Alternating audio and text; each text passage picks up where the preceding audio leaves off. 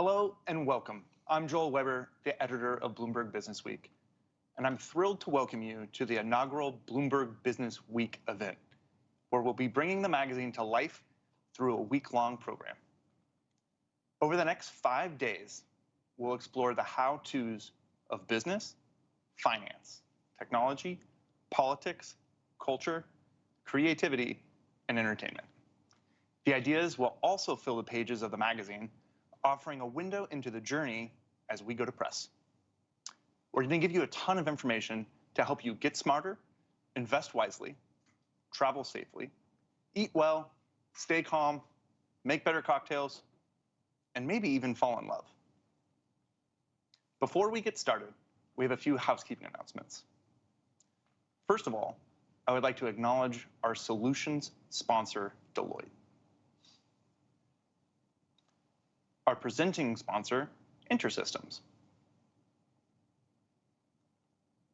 And our supporting sponsor, Indiana Economic Development Corporation. If you experience any issues with audio or video quality, try to refresh your browser or use the chat box in the bottom right corner of your screen for support. You will be able to submit questions throughout today's event.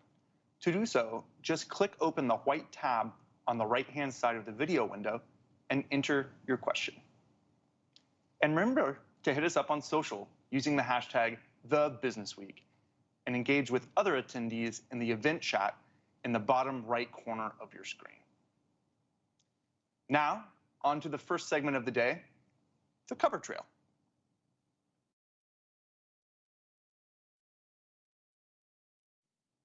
One of the things I enjoy most about being editor of Bloomberg Businessweek is getting to make our covers, which are known for being bold, funny, and irreverent. Readers also love the cover trail, found on the table of contents, where we take you behind the scenes of our creative process. Here's a glimpse of some past covers that never made it out of cover trail.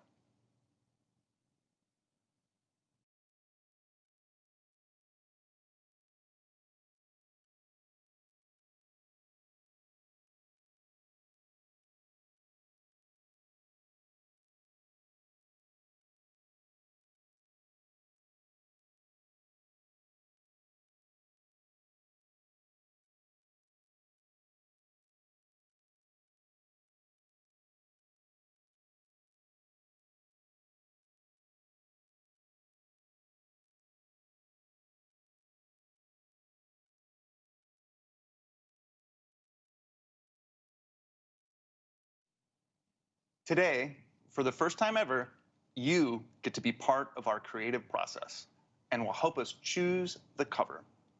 We've narrowed it down to 2 options for this week's how-to issue, and we're going to present both to you in a battle royale, one from the edit team and one from the art team. Then you'll share your thoughts in the event chat at the bottom right corner of your screen. At the end of today's program, we'll announce the winner. So let's get started. Please welcome my colleagues. Joining me on the edit team is editor Bret, the mastermind of the how-to issue. And facing off against us on the art team, creative director Chris Nosenzo and photo director Aeriel. Let the battle begin. Bret, we made a cover all by ourselves. We did. So even if we lose, I think it's pretty amazing that we were able to design a cover as the words people and not the art people. Yeah. So how did you want to approach this? Yeah, so we haven't done as a magazine how-to issue in 8 years, since 2013. So I felt like we wanted to pretty quickly introduce the concept to readers who may not remember that issue from 8 years ago, as memorable as it was. So the thinking was maybe let's try as a special issue to front load some of this content, right?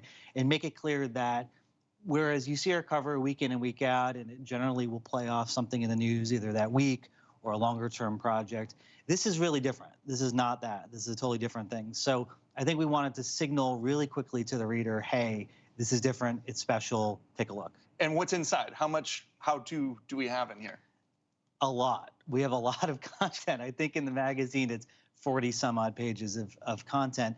And a lot of it, I think, will be on familiar terrain for the reader. For instance, we lead off on our cover with how to make smarter investments. That seems important. We can. That's a hard sell. Yeah, we can lead with that. And that seems like a thing that people would come to us for. But one of the really fun things here is that there is also a lot of content that may seem like a standard deviation away from what we normally do, but actually does sync up. Yeah. So one of the things I think about when we make covers is sort of this magic that comes between edit and art and photo, all sort of working in harmony. But I have to say, I mean, we worked so hard as editors on this. Like, I think it's most important that we lead with like what you're going to get when you get in this issue, and there's no better way to do that than just words, right? Right, and how-to as a concept is somewhat vague, right? I mean, you could do a how-to really at any magazine, right? So how does our how-to differ from any other how-to that you'd find somewhere else? We can make this very clear. Words. Just words, and then more words on top of those words. Yeah. At least that was our strategy. I think there's some other fun things here. We rarely play with the logo, you know, so I think it was interesting that we got to do that and tie it to this event with the highlighting of week, the word week in there. Right. So, you know, it's a special issue. I think ours is very iconic. You know, one of the things I think about with covers in general is we want you to see this thing and, you know, you understand it within about 2 or 3 seconds. Right. And the magic is that you can actually, often with a good cover, you will remember it for years to come. And that's what I think we've accomplished with ours. So Chris, Aeriel, what do you think of our cover? It's okay, I guess. I think, like, you know, when we approach covers, you know, it's like kind of what you're saying, like you want someone to be able to read it really quickly. And I think, like, you know, our job is to communicate something, you know, not just like with directness, but, you know, that's memorable and feels like something new. And you really want to distinguish yourself with that. And a lot of times that means like how we approach photo and words and how those come together. I don't know, how do you feel like we approach photo, Aeriel? Yeah, I mean, I think in maybe the whole history of magazine making, the only words cover that has ever been memorable is "God is Dead" by Time. So I think that says a lot for the power of pictures and visuals and how that works to sort of create an iconic, memorable, you know, stop you in your tracks kind of cover and curiosity gap. And that's definitely what we try and do when we're commissioning photographs and, you know, really trying to tell a whole story in one image, which I think we actually do with this cover that we made, Chris. Yeah. Yeah, I think, like, you know, Bret and Joel, you guys are like, okay, we want to get all these different aspects into the cover because there's a lot in the issue. And we were like, okay, how can we do that with a visual? And so, you know, we really wanted to find a way to show that. And obviously, it would be a person with 8 arms. And we also had this really unique visual approach to the issue, which was like, yeah, really beautiful. And like we used it throughout the photography in the magazine. Yeah, for the whole issue, we basically wanted to really get back to this DIY kind of ethos of, you know, since we're telling you how to do things, we wanted to empower you to actually go out and do them. And so looked at this thing called the Whole Earth Catalog, which is from the 60s and 70s and, you know, really kind of like earth arty. We wanted it to feel as though like everybody on the art department after we closed this issue walked off and made some earth art in the desert. And while this is a little more glam version of that, also intentional, you know, we still wanted to really get at kind of like the DIY kind of aspect. So we gave her 8 arms, trying to do a bunch of things all at once, succeeding at them, you know, tequila making, investing on the terminal, you know, learning how to be the world's best boss and really put it all out there with one image that, you know, you get it right away. Supersedes the words, which are there as backup scaffolding. But I think, you know, the woman really says it all, even with her vaccine card and her soccer team that's about to take off any moment. Yeah. Yeah. What do you guys think, Joel and Bret? Words as scaffolding. That's I can't believe funny. You called us scaffolding. I'm still trying to process that. I think the main piece of constructive criticism I would put out there is seem to be 6 arms too many. Right, we're a news magazine, Joel. Strive for accuracy. You both know that. I mean, 6 we do this arms, week in, week out. too many. Yeah. So yeah, I just think that realistically, people aren't gonna vote for you when they see an 8-armed monster. Maybe you should add like a 9th arm to say, here's an arm to grab you and vote for it. But I think again, like we made a pretty clear case that the words are where the action is here.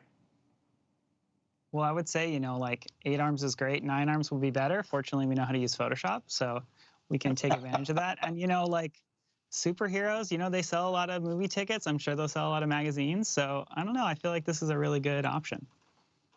Okay. Well, I guess we'll agree to disagree. I do like how you snuck the terminal in there. That was clever, though. Yeah, there's a lot to like about your cover as well. And one of the things that I think about, and I think Joel, you think about too, and we're doing covers like this, is if this is a franchise, right, a thing that we're going to repeat year in, year out, do we need to have some kind of consistent visual language around the concept? We do the Heist issue every year. We do the Bloomberg 50 every year. There are certain consistencies there to sort of remind readers, oh, this thing, I'm used to this, I like this. And I'd just be curious for Aeriel and Chris, like whether you felt like that needed to play in at all. Aeriel, you want to take this one? Yeah, I mean, I feel like if there's anything we've learned, next year is next year. But in 2013, all the portraits that we shot were on kind of a blue background, and so the blue is kind of referencing subtly back to what we've done in the past. But I think design does a lot of work basically with these special issues to tie them all together from year to year. Photo really just kind of makes a really amazing photograph, and we're able to kind of back off a little bit from so much pressure of year to year serialization of it. And I think this cover absolutely does that. Yeah, I would say, speaking of design, like ours has like a lot of this sort of visual hierarchy, right? You get the cover like line really big, and like the other sort of elements are a little smaller. And that kind of like, go big or go home attitude, I think really makes ours such a better cover. Whereas you guys are kind of like in this, medium kind of territory where everything's sort of like kind of a flat layer. So I don't know. I feel like it's a no-brainer right here. I think they're saying that we aspire for mediocrity. Flat. We could just make some of these words be bigger. Let's just bump up the get in Microsoft Word, go up to like 72 or down to 48. If that's all it takes, we can do that as soon as we're done. I mean, we can tinker some more. I'm fine with that. But maybe we should just let our audience decide, right? We've done our heavy lift. They've done their heavy lift. They maybe use some photography and design things that are beyond our capabilities. Yeah. We have a saw for how to build a bike shed. I think that's really important. And a cheeseburger. And a cheeseburger. What's not to love about a cheeseburger? Right. So we'll let the audience decide. Okay. So again, thank you all for joining us today. It's an honor to be here. And remember to enter your thoughts on our covers in the right corner of the screen. And we'll take this to a vote and decide which cover we're going to use at the end of the day.